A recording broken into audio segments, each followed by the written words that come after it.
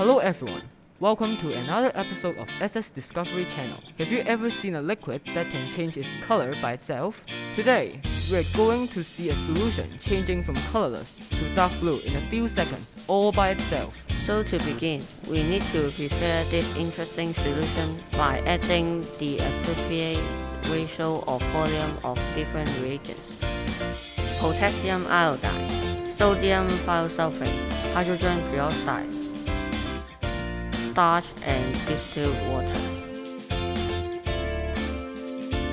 Now, let's take a look at this solution we just made. Nothing happened, isn't it? But be patient. Can you see the solution starting to become dark blue? Isn't this cool? This interesting reaction is known as iodine-Claude reaction.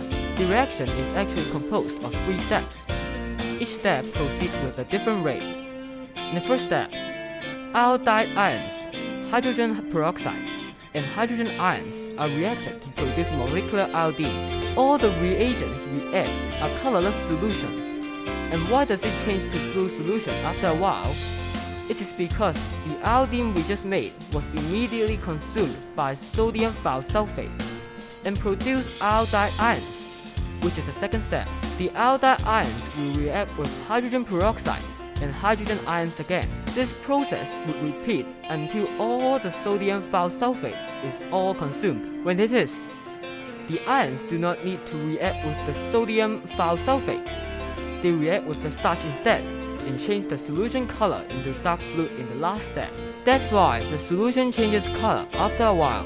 Interestingly, the reaction time can be varied by changing the concentration of the hydrogen peroxide. Therefore, it is a classical experiment to demonstrate the chemical kinetics. Hope you enjoyed this video. Thanks.